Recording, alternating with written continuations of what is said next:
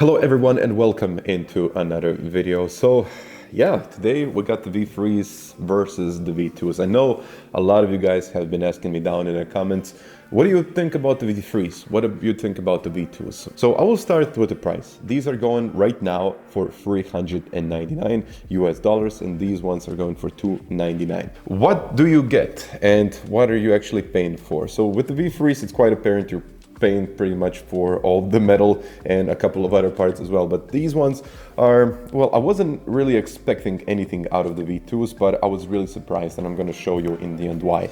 So we got 3 pedals, brake, clutch, and of course the accelerator pedal, which is pretty standard these days. But what's the biggest difference? What is the first starting point that I noticed? The first starting point is that with the V2s, you're getting something like this. You're getting this box, and in this box, you're getting all of the mods. You got these nice little rubbers, and you can of course change in every single one of these. So you can change the hardness of these pedals, and it also comes with one extra spring. You know, I made another video, and it's quite squishy. I made a separate video. I made a complete video about the V2s, and I highlighted how squishy this thing is. So it's pretty easy, and you know, if you're not used to load cells, I think this one is going to be pretty good. And if you're used to a load cell, I think you will definitely go with a different spring, which is a little bit harder than this one.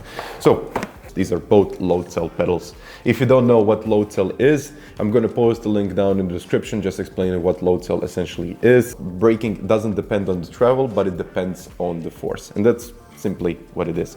So you got 3 options that you can use, and they are coming pre-installed, and they're coming in the package with the V2s. You can of course change these rubbers, and of course you can change the springs as well. So you got 2 springs. If you buy something on the aftermarket, you can of course do that as well. With this one, it's pretty easy to install it and reinstall it, while with the V2s, so I had to buy something like this. It's called the Brake Performance Kit. So this is sold separately for around $25 US, and it does not come in the package with the V3s, but I do highly recommend it. So what do you get in the Brake Performance Kit? You get something like this.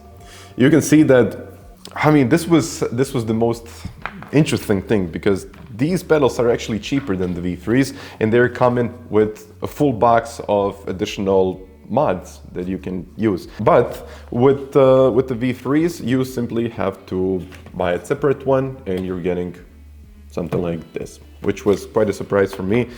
And I never really expected that I'm going to get so much value out of the V2s. This is a really nice thing to get, and I do recommend the Brake Performance Kit for the V3s because you get a much better feel. You can adjust pretty much anything, and in my personal opinion, just this is subjective, this is not an objective thing, it's simply a better feel, and it will give you a better results in the long run, and it's easier to get used to the pedal set.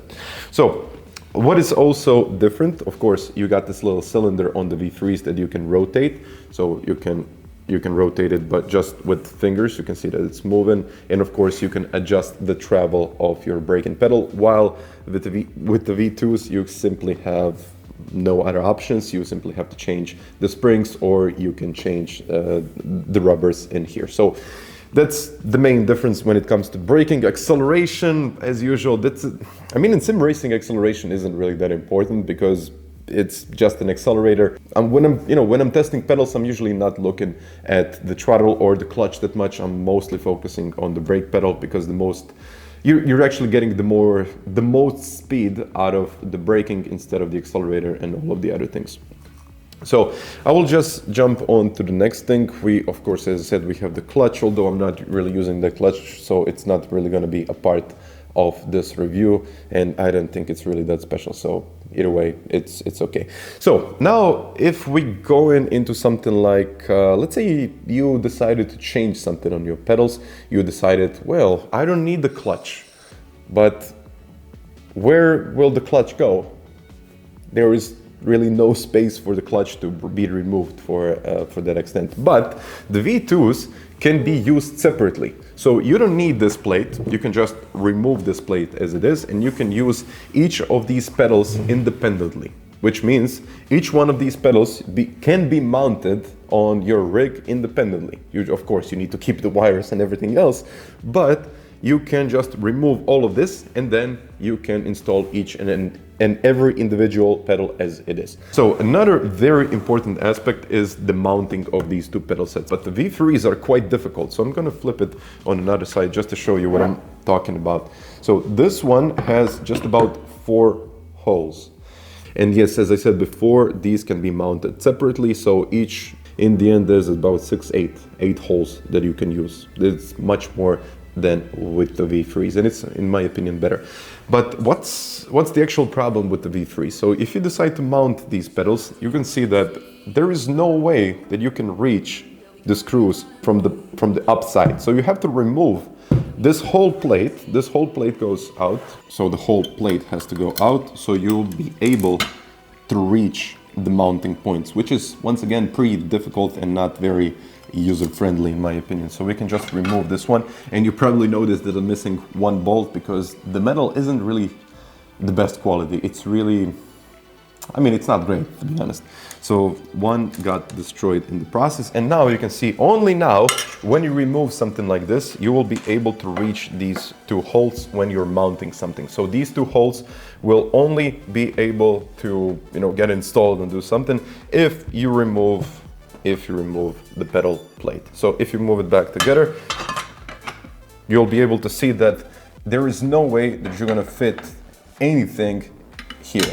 But the V2s are quite special because they got 2 dedicated holes, which you can see. And of course, I gotta remove this thing. This is also rubber that covers the bolts. You can actually see it.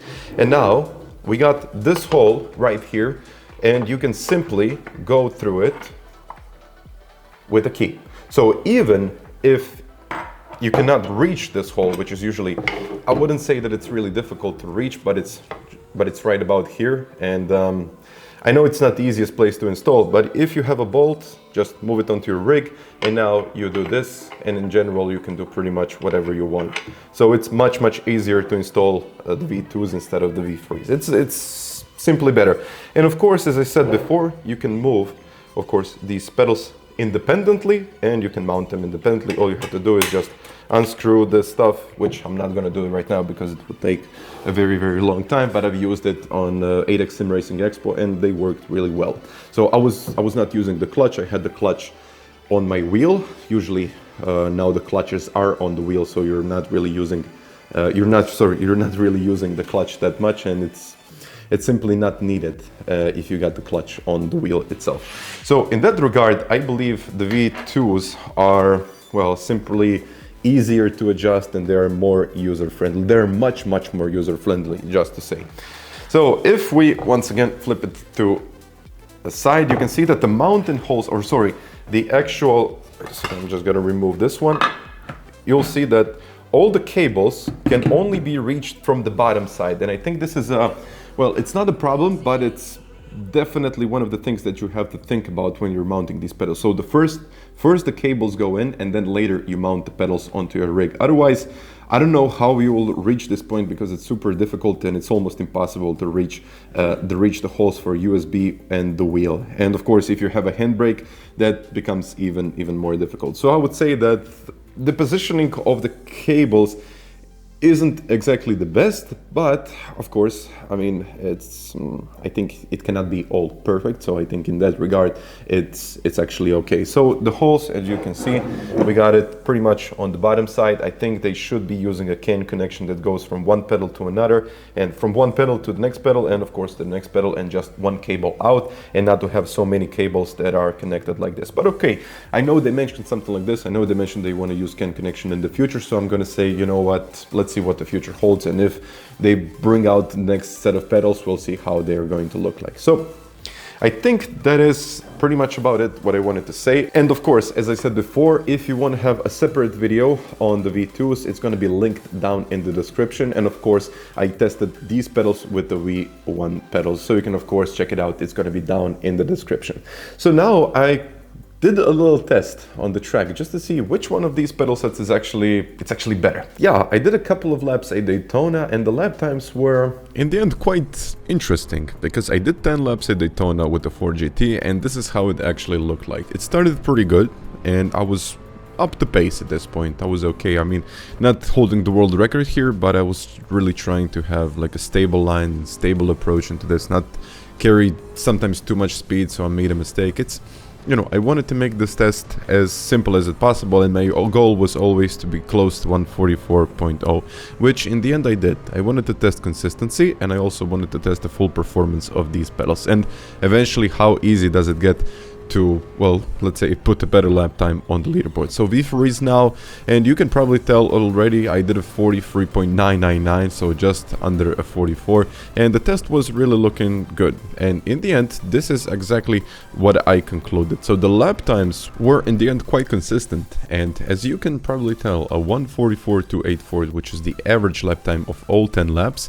and the best 5 lap times, I excluded all of the mistakes, this was a 144.065. So I can say in the end, very consistent, and I was really happy with the pedals as they were. So now it's actually time to get myself the V2s and do the exact same 10 laps at Daytona, same conditions, absolutely everything was the same, I just changed the pedals, and in the end I felt like I was missing something. I'm not gonna say that it was like a huge difference, because it definitely wasn't a huge difference, but performance wise and my best result wasn't exactly what I was expecting. I was slightly slower, and then in the end, of course, I made a conclusion about this one, but just wanted to show you that I did the right lines. I didn't really want to push it, but even though I wasn't pushing that much, I made a couple of, let's say, bigger mistakes, and I lost about half a second in some of the corners, and the braking, of course, was, in my opinion, slightly off. Not much, but I do have to say this one. I was using these pedals for just about 2 to 3 weeks until I really got used to them. Usually,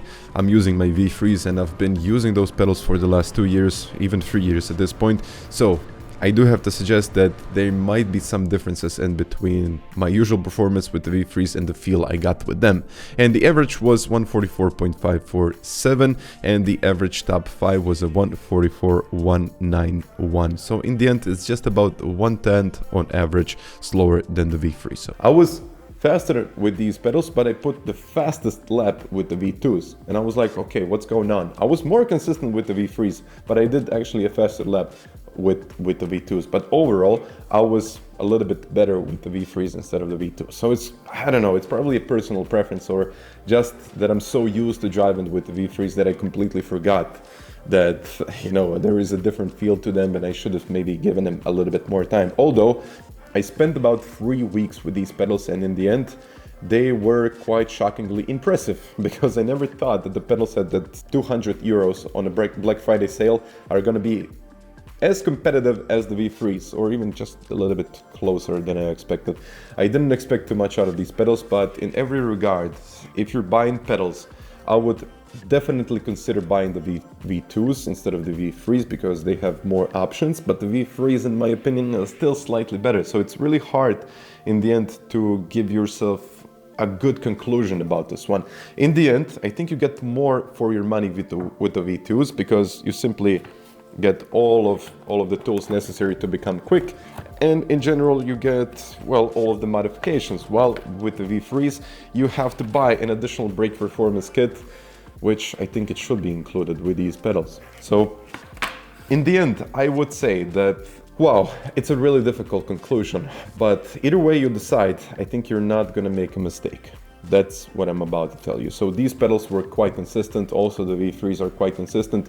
If you're, I would say, on a budget, I would go with the V2s. If you're, you know, if you're free to spend as much as you need to spend, I would go with the V3s. The difference is not big, as you previously noticed, but in the end, I will most likely go with the V3s myself. Personal preference, that's all I gotta say. So please let me know what you think about it down in the comments, and if you think any of these pedals should be further reviewed, or I should make a dedicated video about each and every single one of them, a little bit longer than usual. So guys, thank you very much for watching the video, and until the next time, bye.